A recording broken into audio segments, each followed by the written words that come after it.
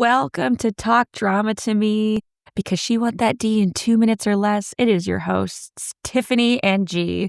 G, how are you doing? Hey, Tiffany, how dare you keep your side gig from me? Which When one? find the time to also be an executive secretary for a high-powered CEO who has a very rich life, a childhood love of his life, and no wife.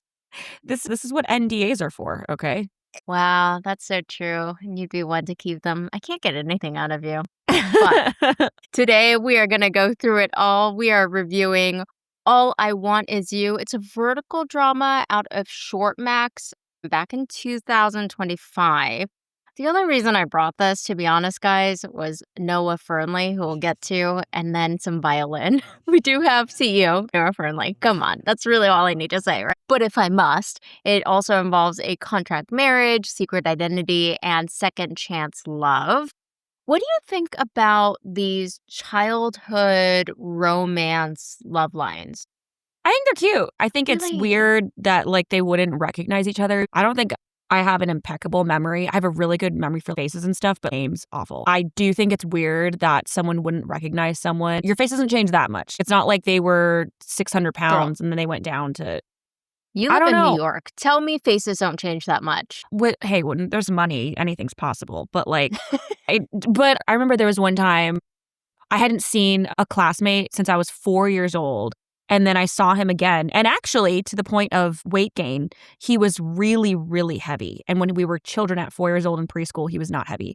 And then I saw him for the first time again, maybe 10, 11 years later. And I was like, oh my God, I'm not going to say his name because I don't want to embarrass him. But I was like, you're so-and-so. And then I remember he was trying to be cool. And I don't remember you. I don't know who you are. And then later on, he was like, yeah, I remembered who you were. Guys are assholes. If there's anything we know from anything. Apparently, they don't grow out of anything. No. Today, all I want to do is the synopsis. A CEO enters a contract marriage with Rosalie, unaware she's the same girl who saved him from bullies in high school. As their relationship deepens, hidden truths emerge that could either unite or separate them forever. Who are our main characters? Could we start with Noah Fernley? Because I've got a huge diatribe. What do we know him from? Because I recognized him. We have definitely reviewed a vertical of his. I couldn't even remember which one. He's a favorite of mine. I do remember which one. It was the robot one. He's a robot. Yeah. I was surprised to hear. Well, we talked about it on that episode, but I don't think did he start with verticals and then he got Love Story, or how did that work? Yeah, but can I tell you, I didn't watch Love Story, and I do watch verticals, and I don't know what that says about my taste or everybody's taste, if anything at all. He starts in verticals and then goes to Love Story, but I don't think he's landed another kind of big horizontal gig. And I don't think he's come back to verticals since that gig. Well, probably because he doesn't need to. But he's got nothing else that we know of. He could be in production for something else, and we just don't know. Once you're in big, especially Ryan Murphy, they use a lot of the same actors. So if they liked him, they're going to use him again for something else. Do you watch a lot of Ryan Murphy's stuff? The first show I watched of Ryan Murphy was Glee, and I was obsessed. Yes. I loved Glee. We had little Glee watch parties every week in my dorm in college. God, you were a Gleek. I was not that. That was you. Tell me more. You just decided to organize a watch party? I think it was the first show of its kind. There was never a show that really did that. I loved musical theater when I was a kid. So it was this thing I used to like as a kid. And it was so ridiculous and just so silly that I'm the same vein of verticals. But I got people on my floor into it. There were guys that would come and they're like, oh yeah, it's Glee time. And I was one of the few people on the dorm floor that had a TV. Wait, did he do Nip Tuck? I just looked him up. Yes, he did. He did do Nip Tuck. That was also a good one. American Horror Story. That was also first of its kind. I did not watch American Horror Story. I'm not a horror gal. It takes a lot for me to... Did you? I didn't watch all the seasons, but Coven, Haunted House, and The Asylum. There was another one in there that were really good, but I dropped off at The Circus because I was like, okay, this is too much. This is too spooky. Clowns? No thanks. Funny you say that because apparently when I was a baby, I loved clowns. And now they're so scary to me. They're horrifying. They're creepy. What does that say about you? I don't know. Yeah. That anyone can change. And so back to All I Want Is You. I'm just kidding. All right. No, Noah Fernley, we see him in a lot, but you're saying maybe he's too big for us in the vertical cinematic universe. Maybe. I'm looking now at his Instagram. There's something like, "Are you ready for the homecoming at Caldwell Academy?" And it's like some video. I can't do those anymore. I'm not What is this? trying to be ageist. It's a vertical, but Oh, it's a vertical?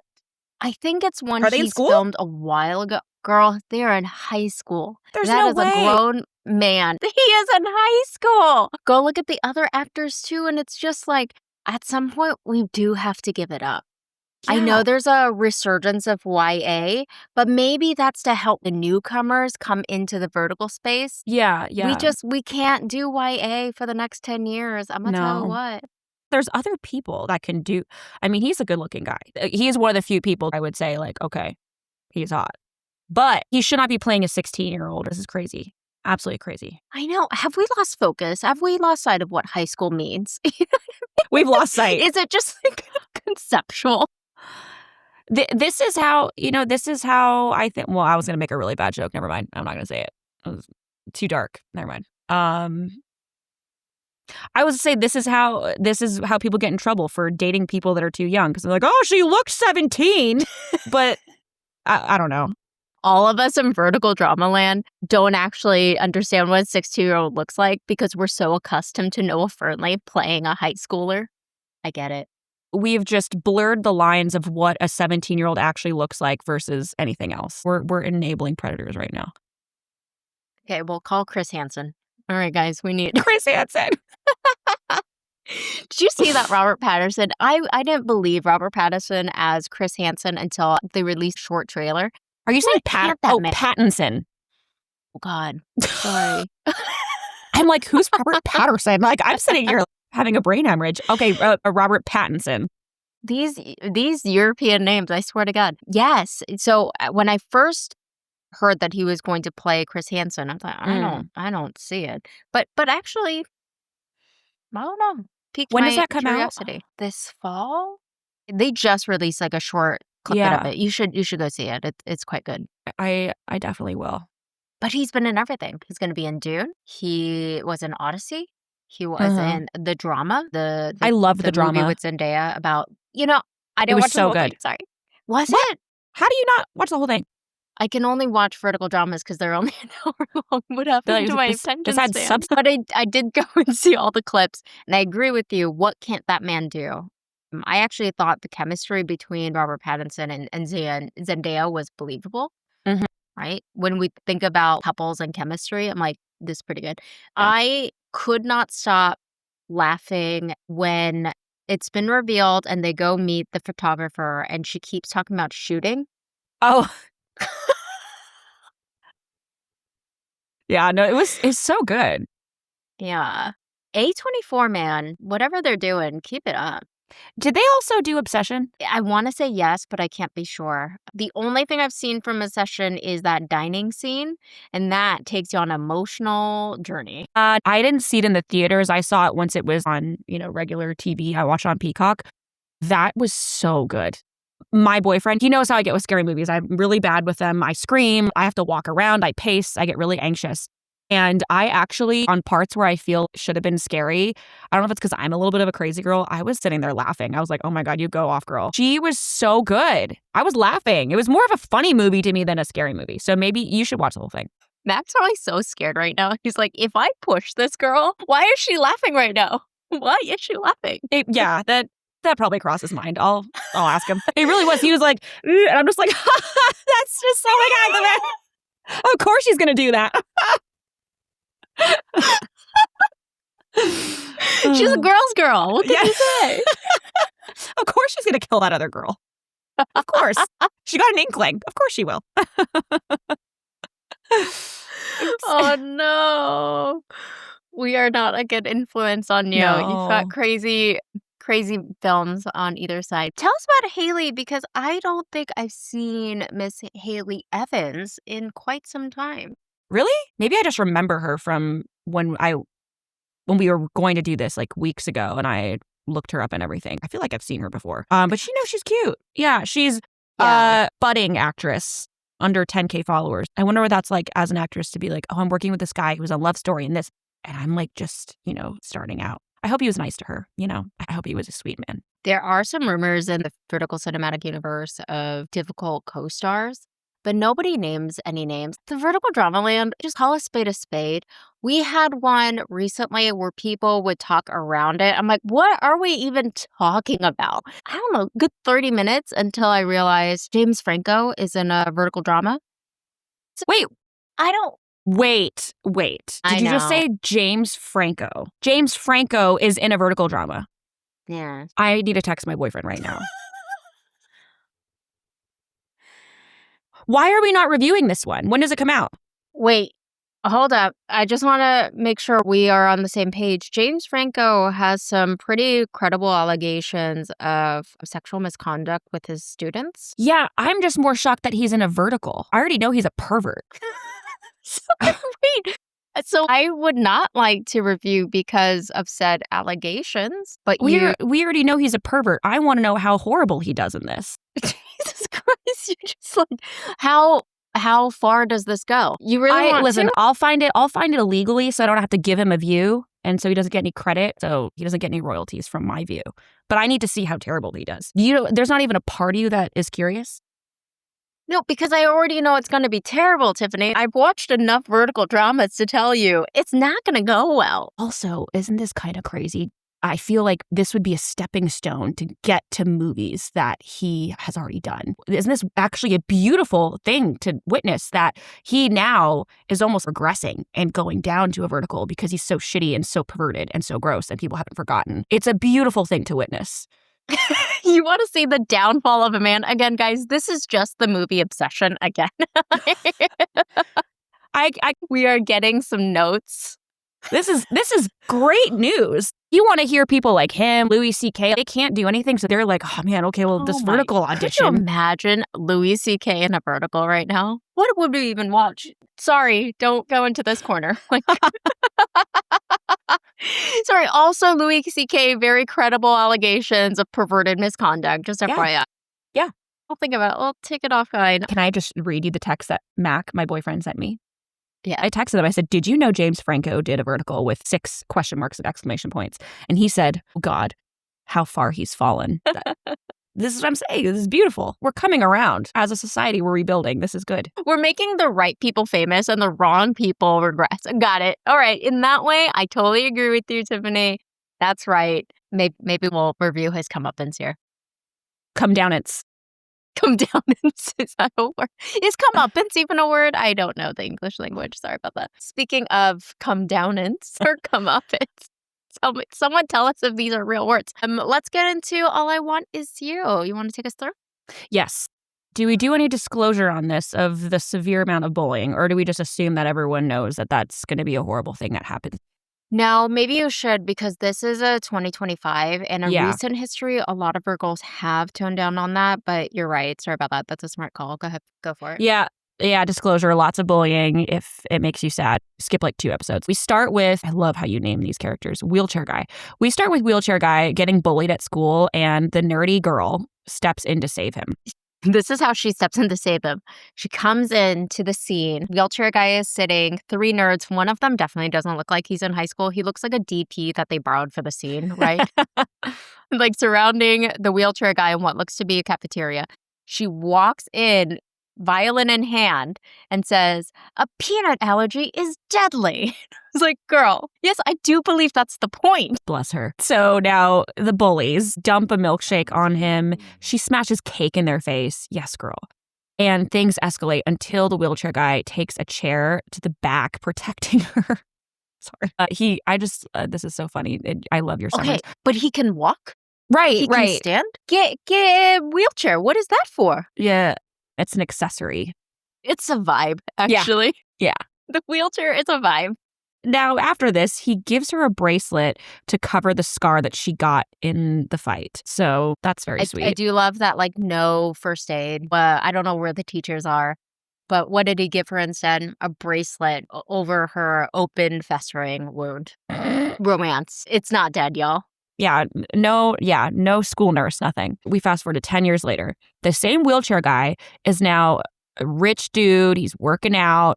And he's still wondering 10 years later, where is this nerd girl that helped him out? His grandfather is picking out a wife for him. And the nerd lady is reluctantly at this bride ceremony, not wanting to marry a stranger. During a butt test to see who can bear children, she falls into the wheelchair guy's arms and they feel an instant connection. Okay. In the version I sent you, this butt test is referred to.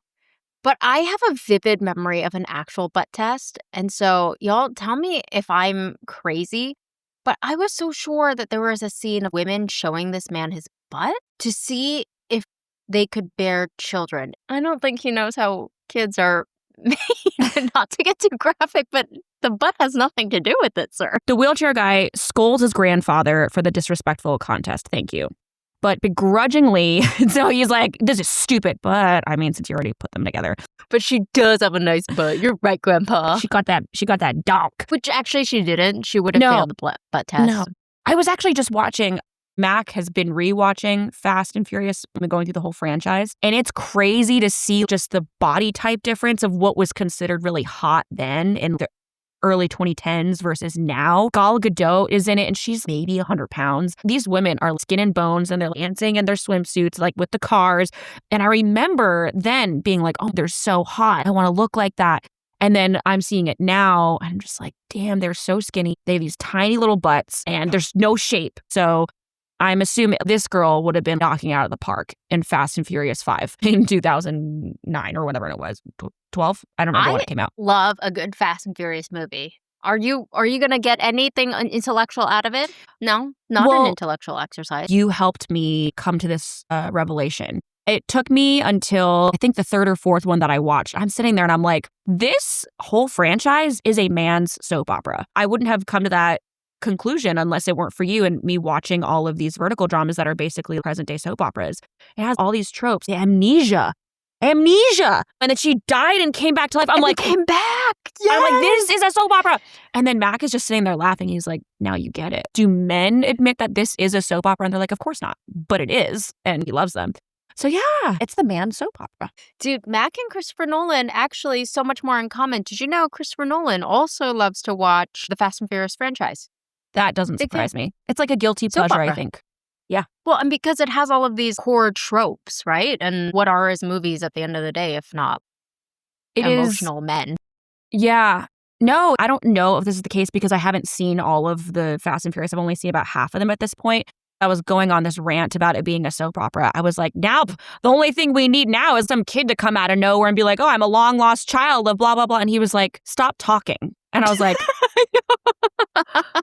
so I'm assuming that this happens and I'm just going off of what I know about soaps. And I'm assuming I'm right, but I digress. You may be a Fast and Furious expert. That is correct. Anyway, back to a different kind of soap opera. Where was I? Oh, okay. Oh, yeah. So the butt test. I can't believe you did this. But, if we have to pick someone, he picks the nerd lady to be his wife just to please his grandfather. She starts as his secretary. And on the first day, she finds a violin in his office that looks just like the one she broke in high school. I forgot about that. Yeah, she breaks the violin on. What did you think of the violin playing? Oh, God. Not even just like the violin, how it's held or anything, but also, I don't know if you noticed, there was like a little MIDI string thing that would happen every single time there was some theme of her or whatever. Then they have the MIDI strings as she's playing. Okay, you've lost me though. I don't understand the word that you said. MIDI strings is electronic instruments that you use when you're composing or doing music that is supposed to emulate strings, but it doesn't sound quite like strings. It's not a real person playing. It's a thing that was created electronically to get as close as they can. But it really doesn't sound at all like, and that's what they used here. It was a pretty low budget. I was just like, oh. Yeah. I am not a violinist like you. You tell me if this is real playing, but the short strokes, not helping her case. Yeah, a good way of telling someone's technique. You don't even look at this hand, even though that hand was very stiff and clenchy. A lot of times people do a broken wrist because they're trying to hold the violin. And that is first giveaway. You're not a good player because you really can't play well. What is this hand called? This is just the left hand and the right hand. And so got it. Sorry. a violin wrist should just be a natural plane. It's not supposed to be broken. Usually you'll see that's a first telltale sign. They're getting better in some movies where at least someone will come in and train the actor to keep it open, but then they're still very tight where you should still be loose. And then this is actually the hand that you really watch as an instrumentalist. This is where all the technique is, or a lot of it. The hard part Your is right hand? the right hand. And you should be very like you're painting. It's very, very smooth. And you'll see a broken arm like this. And that's very common that you see. Yeah. And so when you say the little tiny bow strokes, that's what you see, because that's a really hard technique to master, is just having smooth bow arm. This is easier to fake than this is like, oh no, you can't fake that. Maybe that's what my eye was catching, was that as you do it, I see you do have a smooth bow arm, as you said, and for her, it was the whole side of the body was moving. And that's a great observation you make. And we call that broken arm bow in my world. I don't think they really gave her any crash course on it, but God bless her, she tried. Well, now you're in the hot seat. This is an intervention. Nerd Lady starts as the rich CEO's secretary, displacing his current secretary, whose name is Tiffany. Yeah. Tiffany, tell me, why did you lie to her that she can go into the office and play the violin? Also, that's so crazy that you found one with violin and my name. Did you do that on purpose? Did you know? Or did you just pick a random violin one and then it happened to be my name in there? Yeah, the universe was calling for us to review this in a real and serious way.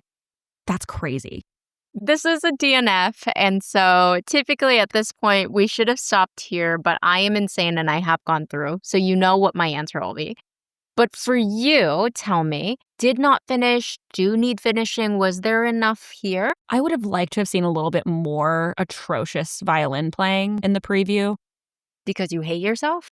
Well, okay, you tell me, is there more music throughout the movie, or that's not really a big part of it? Because that will determine if I was to keep watching this. There couldn't be less. How much of a theme is it? Not really. I can't lie to you. There isn't. But can I say, if I find a vertical in which the violin playing is more consistent throughout, you might watch the whole thing. Yes, or piano, or maybe not a woodwind. I don't really care about that. But like string instruments, a cello, piano. I would do that, yeah.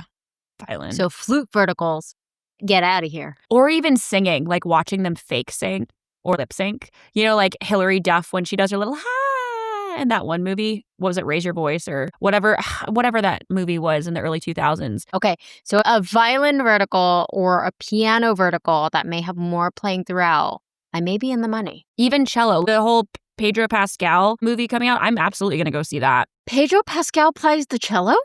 No, he learned it for a role. I don't know what the movie is called, but... Here's the thing. I'd watch anything with Pedro, so I don't really care. It's called, let me see. It's called I Will Be There. I'm sad. Thank you so much. It's called Please Take My Money.